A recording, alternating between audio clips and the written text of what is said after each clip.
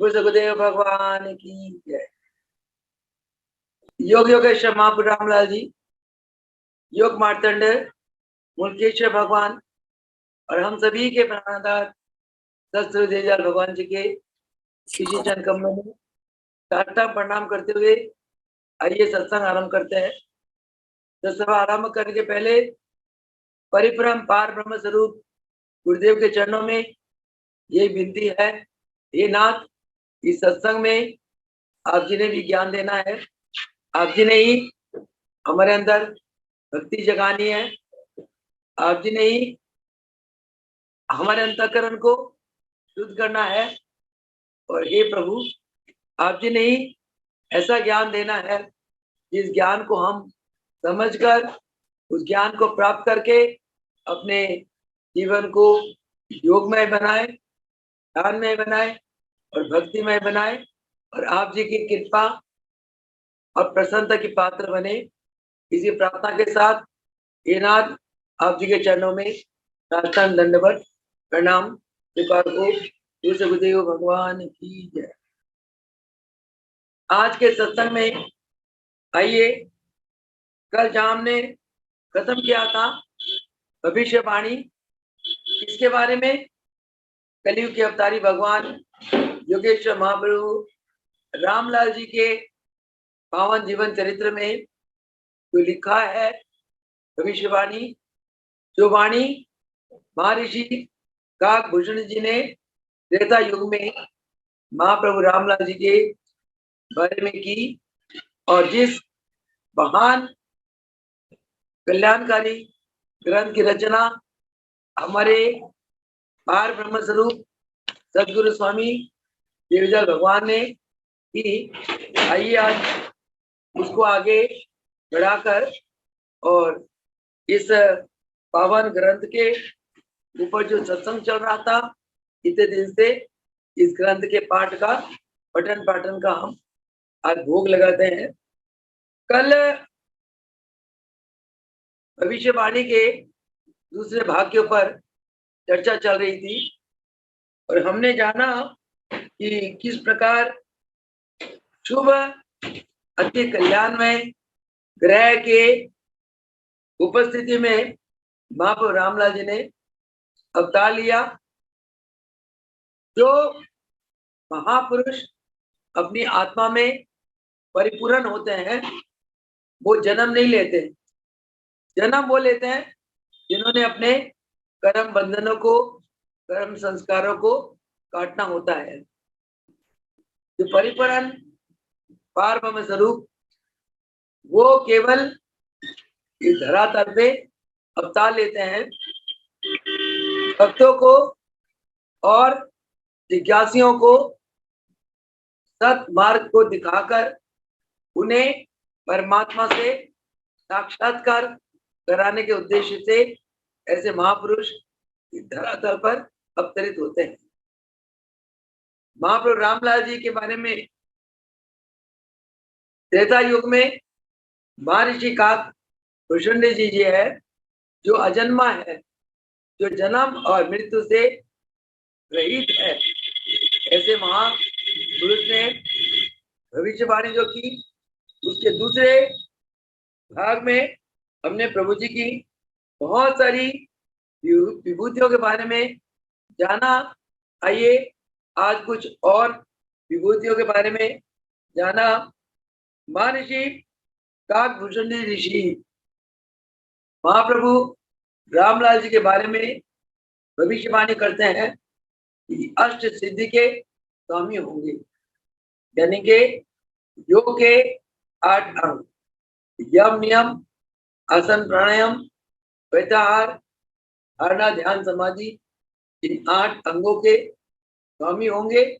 और हमने देखा महाप्रभु रामलाल जी अष्टांग योग के स्वयं स्वामी हुए और इन्होंने अपने अनेक अनन्य भक्तों को अष्टांग योग के स्वामी बना दिया। उसके बाद इनके बारे में है कि जैसे ही इनकी मातृ जब ये 20 वर्ष की आयु में होंगे, इनकी मातृ का स्वर्गवास होगा। उसके बाद इनकी आध्यात्मिक ऊंचाई और बढ़ती चली जाएगी। इनकी महिमा का इतना विकास होगा कि एक ही समय में अनेक स्थानों पे प्रकट होने वाली अद्वितीय ईश्वरीय शक्ति इनके अंदर होगी।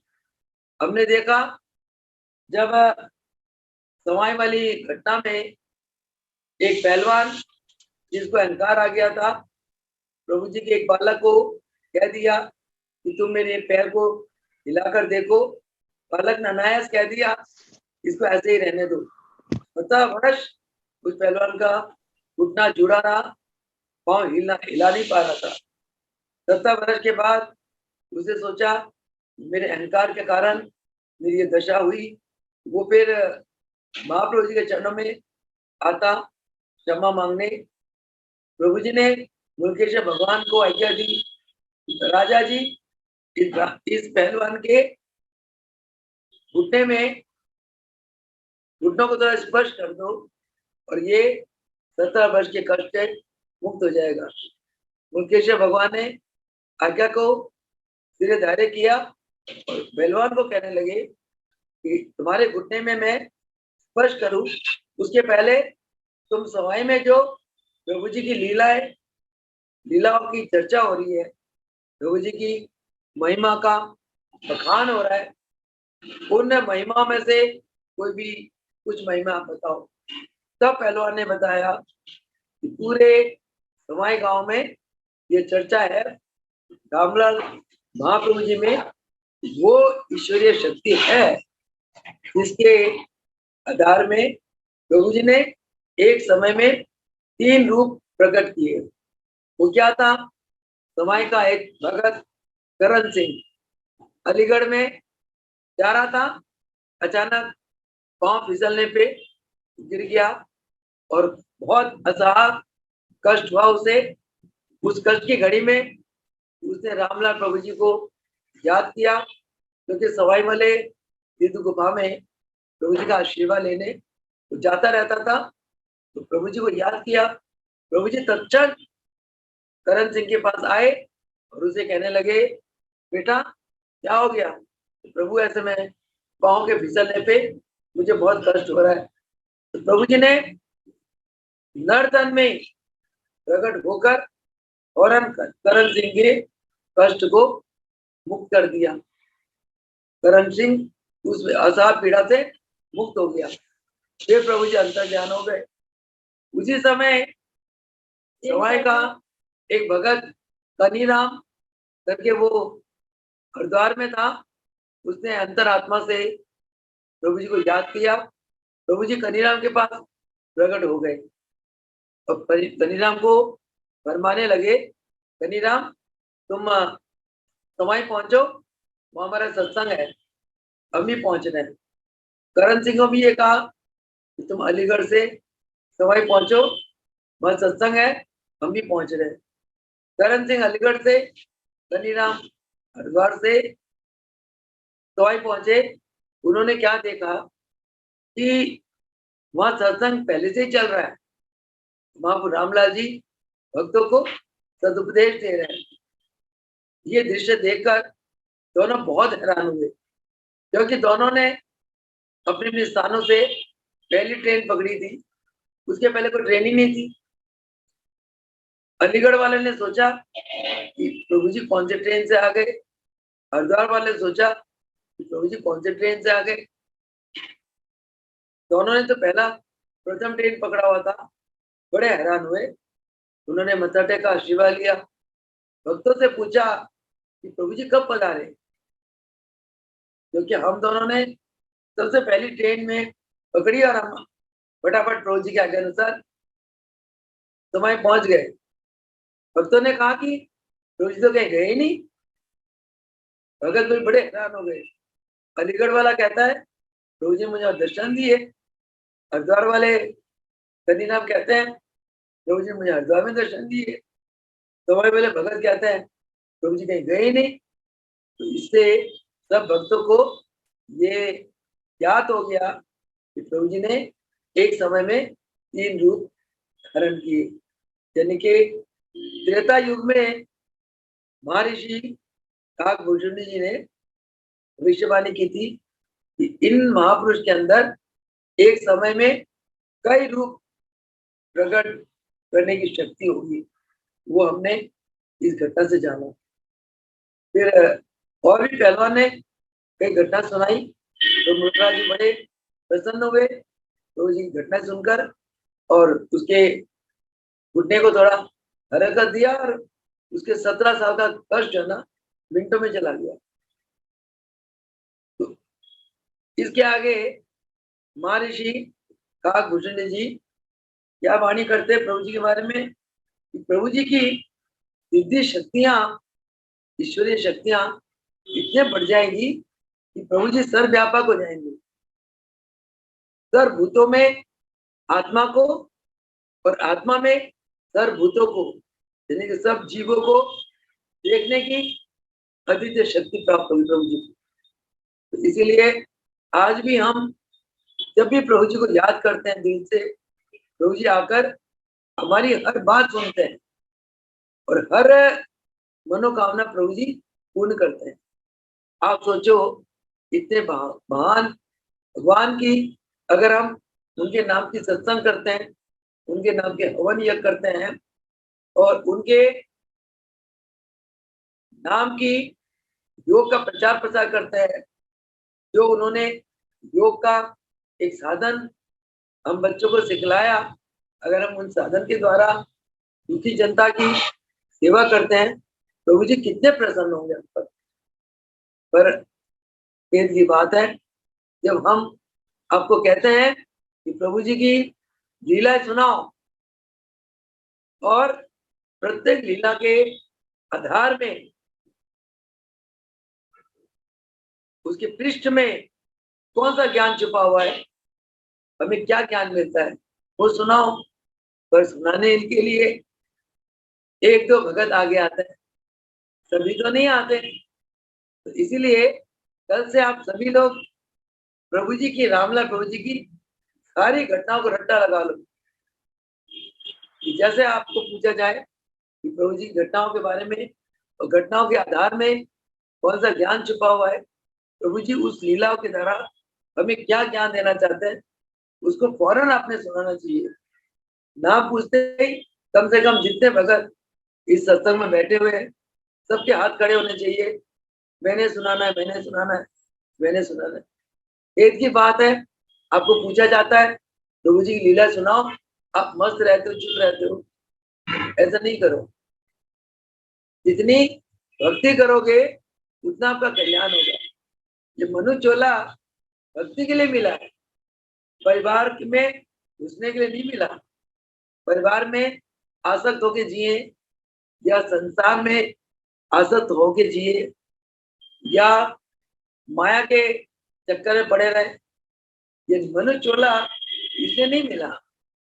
ये मनु जन्म मिला है आत्मा के कल्याण के लिए। आत्मा का कल्याण करना मनुष्य जीवन का प्रमुख कर्तव्य है। कल्याण कैसे होगा? स्वाध्याय करो या ध्यान करो या सिमरन करो, 24 घंटे सोते उठते बैठते गाते पीते अपने प्राणों में एक ही मंत्र जाप रखो, ओम नमो प्रभु रामलाल जी पार ब्रह्म नमो।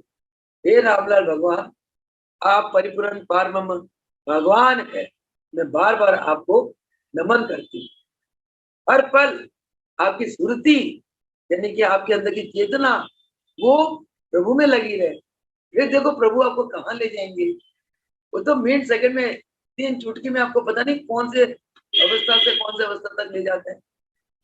मैं आपकी अपनी बीती बताऊं, परसों अचानक मैं कोई कुर्सी उठा रही थी और मेरे लेफ्ट किसी को योग कराने के लिए, एक को तो करा लिया, फिर मैंने उनको कहा आप यहाँ करते रहो।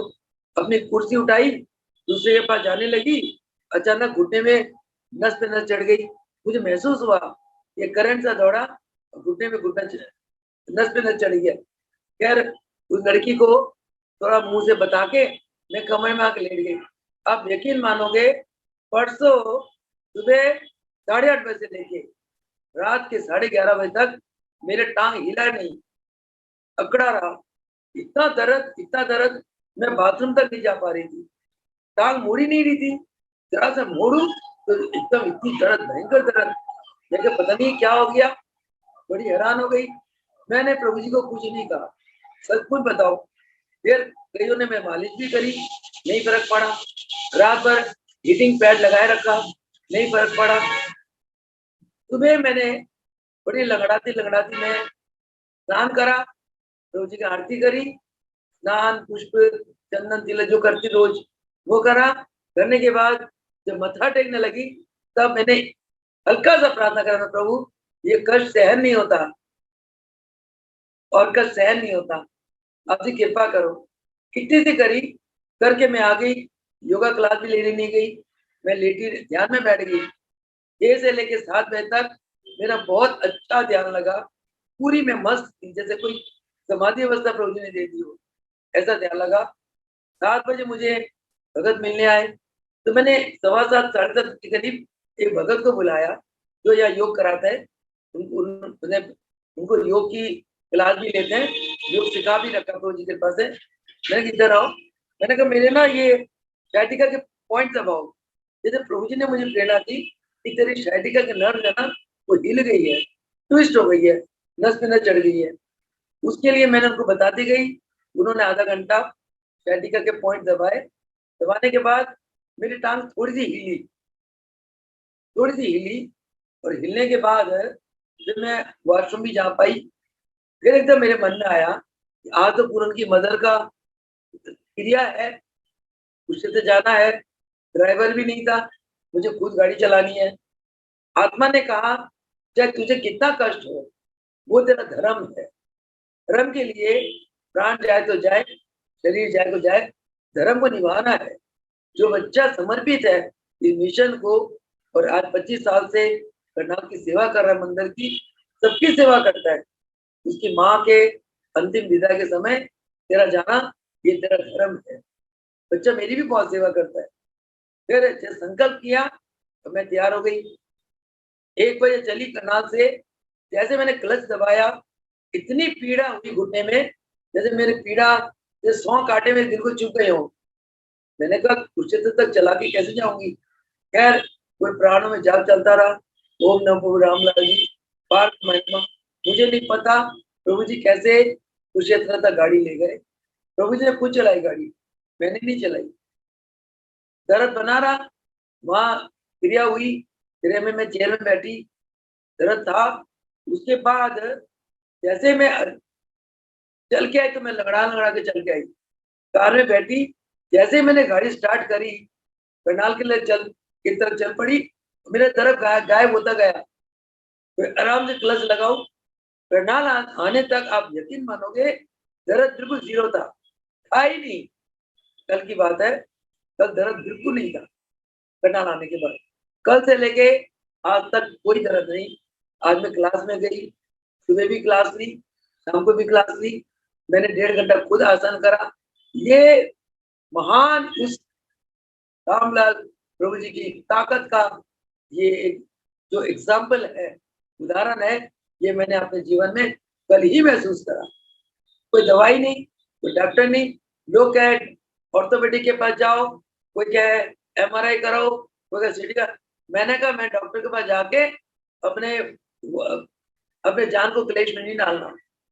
मैंने नहीं जाना डॉक्टर के पास। मैं डॉक्टर के पास जाऊंगी, चौरासी के गेट में डाल देंगे मेरे को। मैं डॉक्टर नहीं बैठे हुए मेरे सिर के पास, जिनका हाथ है वो तो डॉक्टरों के डॉक्टर है, इनसे बढ़ के डॉक्टर क्या करेगा। मुझे वो जो इलाज बताएंगे मैं तो वही करूंगी, मैं कोई डॉक्टर बन नहीं जाऊंगी। बहुतों ने कहा आपको इतना दर्द हो रहा है, पता क्या प्रॉब्लम हो गई, डॉक्टर के पास जाओ। लेकिन ना, मेरे डॉक्टर ये बैठे हुए सारी, उन्होंने ठीक करना है। तो आप और हम कैसे कह सकते हैं कि रामलाल प्रभु जी नहीं है, कैसे कह सकते हैं। तो दिल से हम प्रभु जी को याद करते हैं, प्रभु जी एकदम प्रकट होते हैं। इतना भयंकर दर्द, और एक दिन सिर्फ एक दिन का भुगतान में गायब कर दिया। इतनी मैं सुबह हैरान हुई कि पता नहीं दर्द गई कहाँ, गायब भी हो गई। वो क्या भुगतान आया था, और हवा की तरह आंधी की तरह आया, तूफान की तरह भाग गया। वो किसने भगाया? रामलाल प्रभु जी। तभी ये बात सतयुग में, त्रेता युग में जो महर्षि काकभूषण जी ने रामलाल टोजी के बारे में भविष्यवाणी की कि आप सर्वव्यापक होकर रहने की सामर्थ्य को प्राप्त करोगे। इसीलिए आप भक्तों को भी ये विश्वास करो कि रामलाल प्रभु जी आप सबके अंग संग है, तो भगवान है। तो आप सबको प्रभु जी की तरफ से ये प्रेरणा है कि सुबह शाम आप प्रभु जी की आरती करो, सुबह आरती के बाद गुरु गीता का पाठ करो, प्रभु जी के ध्यान में बैठो, रात को आरती के बाद चालीसा करो और प्रभु जी के ध्यान में बैठो और पूरे दिन भर में एक बार जब भी टाइम मिले 11 माला का जाप करो। ओम नमः प्रभु रामलाल जी पार ब्रह्म नमः। दुख क्लेश आपके जीवन में आ ही नहीं सकता। तो मुझे पता है ये जो मेरे को भुगतान आया क्यों आया, तो छोटी सी बच्ची उसके टांग, दोनों टांग में सैटी का पेन था, डॉक्टर जवाब दे दिया उसको। उसके माँ बाप 8वीं क्लास की बच्ची, माँ बाप ने डॉक्टर को दिखा दिखा के थक चुके, दरबार में लाते उसको सैटिका के आसन कराए और मैं रोज उसको सैटिका के पॉइंट दबाती हूँ। जब पॉइंट दबाती हूँ बेचारी बहुत चीखें मारती है। मैं कहा बेटा थोड़ा दर्द बर्दाश्त कर ले, तू ठीक हो जाएगी। वो जिस दिन मुझे ये भुगतान आया, मैं कहा बेटा तेरे टांगों का क्या हाल है? कहते हैं माता जी मेरे टांगों की दर्द बिल्कुल खत्म हो गई, कल मेरी पीठ में कुछ दर्द है। मैं कहा बेटा उसके भी अलग आसन है, मैं बता दूंगी। वो बच्ची कहती है मेरे टांगों की दर्द गायब हो गई, यानी कि उसने सैटिका पेन का दर्द पता नहीं कितने दिन और लेना था, उसकी गायब हो गई। प्रभु जी ने वो प्रसाद मेरे को दे दिया, क्योंकि मैंने दिल से प्रार्थना करी थी, मैं प्रभु छोटी सी बच्ची है, इतना कष्ट पा रही है बेचारी, ना बैठ सकती है ना चल सकती है, पढ़ाई वाली बच्ची है, पढ़ाई कैसे करेगी? प्रभु जी ने सुन ली, कर दी, पर थोड़ा प्रसाद तो देना ही था ना प्रभु जी। तो ये है रामलाल प्रभु जी की शक्ति, इनके बारे में महर्षि भूषण जी ने त्रेता युग में भविष्यवाणी की। आगे महर्षि क्या फरमाते हैं कि प्रभु जी अगले 2.5 वर्ष में अपना शरीर छोड़कर नए योग शरीर को प्रवेश करेंगे। प्रभु जी ने जब अपना पार्थिव शरीर अमृत में छोड़ा था, तो योग शरीर से, नए शरीर से वो एक भगत को जो खेचरी सिद्धि करना चाहते थे, प्रभु जी के जन्म में आए थे, उनको खेचरी सिद्धि कराई और नए योग तन में प्रभु जी अपने भतीजे के पास गए, उनको कहने लगे अपने कजन भाई के पास, कहते भाई आया हूं मैं तेरे पास, तू भोजन वोजन करा दे। कहते हाँ चल कराता हूँ। तो उन्होंने भोजन करा, करने के बाद कहते कि राम तू तो भक्तों को छोड़ता ही नहीं है, भगत तेरे आसपास हर वक्त चिपके रहते हैं, आज तू भक्तों को छोड़ के अकेला मेरे पास कैसे आ गया? थोड़ा टॉन्ट कसा। कहते भाई ऐसे बस दिल किया, भाई से मिला हूँ, तेरे को मिलने आ गया, चल भोजन कर। भोजन करने के बाद प्रभु जी ने भाई को कहा कि अमृतसर में जो भगत है, मेरे सत्संगी भगत है, उनको मेरा संदेशा दे देना कि हम अपने नेपाल वाले गुरुओं के पास नेपाल की ओर जाकर सुमेरु की तरफ जा रहे हैं, और मेरा संदेशा दे देना और उनको कहना मेरे पार्थिव शरीर का वो विधिवत संस्कार कर ले। मैं स्वयं अब अपने सदाशिव बाबा के पास सुमेरु पर्वत के उच्चतम शिखर पे जा रहा हूँ। मेरे भाई ने अमृतसर फोन करा इस बात की सच्चाई को जानने के लिए। वहां से भक्तों से पता चला कि रामलाल प्रभु जी ने तो पार्थिव शरीर छोड़ दिया। अब बताओ, त्रेता युग की वाणी कलयुग में भक्तों ने प्रत्यक्ष पाया कि एक तन जोड़कर दूसरे योग तन से प्रभु जी पहाड़ों में चले गए। अगला है कि उनके अंदर एक अयोनि संभव शरीर में प्रविष्ट होने की एक शक्ति आएगी, यानी कि संकल्प से वो किसी को भी संतान दे देंगे, संकल्प से वो बिना गर्भ के जन्म ले लेंगे, केवल संकल्प मात्र से। ये अयोनि संभव शरीर का एक पावर है, वो पावर उनके अंदर प्राप्त होगी। इसके बाद योग शरीर से प्रभु जी अनेक स्थानों पर भ्रमण करेंगे। पूरे विश्व में जगह जगह रामलाल प्रभु जी की पूजा होती है, जगह जगह आप सोच नहीं सकते इतने स्थानों पर रामलाल प्रभु जी की बहुत बड़े बड़े मंदिर है और लाखों करोड़ों प्रभु जी के अनुयायी भगत है। ऋषि मुनि सिद्ध पीर पैगंबर सभी प्रभु जी की आरती करते हैं, प्रभु जी की पूजा करते हैं और प्रभु जी के दर्शनों के लिए नैन बिछाए रखते हैं। उसके बाद फरमाते हैं कि एक शरीर को बहुत बार छोड़कर स्वेच्छा से दूसरे शरीर में प्रवेश होने की इनके अंदर अद्वितीय ईश्वरीय शक्ति होगी, इसको महासिद्धि कहते हैं। इसके बाद अनेकों शरीर से वापिस अपने शरीर में आ जाना। जैसे भगवान कृष्ण ने द्वापर युग में रासलीला करी थी, रासलीला में सब गोपियों को इतना मंत्र मुग्ध कर दिया, सब गोपियां अपने साथ एक एक कृष्ण को देखने लगी, कृष्ण में हो गई, हरे गोपी के साथ कृष्ण भगवान। ये क्या है?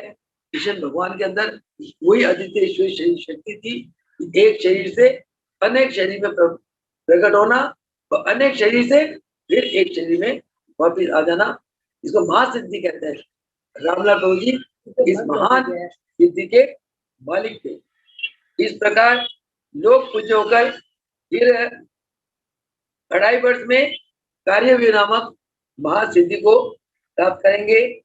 एक शरीर से अनंत शरीरों को तथा अनेक शरीरों से एक शरीर को स्वेच्छा से धारण करते रहेंगे, इच्छा से। इस प्रकार वो अपनी लीलाएं दिखाते रहेंगे और अदृश्यता सिद्धि से युक्त होंगे, यानी कि अदृश्य होकर आपके सारे काज काम करते रहेंगे। हम उन्हें नहीं देख पाएंगे, वो हमें देखेंगे। इसको कहते हैं अदृश्य तत्व। अदृश्य तत्व सिद्धि, स्वयं अदृश्य में रहकर उस सिद्धि से लोगों का कार्य करा रहे और पूरी से भी खंडित होने वाला शरीर होगा, दिव्य शरीर। पश्चात के 2.5 वर्ष तक इस प्रकार की दिव्य शक्तियां तथा योग सिद्धियां लोक में प्रकट करेंगे। उसके बाद ये पार्थिव शरीर छोड़ने के पहले इनके अंदर ऐसी शक्ति होगी कि दिव्य शक्तियां तथा योग सिद्धियों का जो लोक है उस लोक में वो प्रकट होंगे, दिव्य शरीर से वो प्रकट होंगे।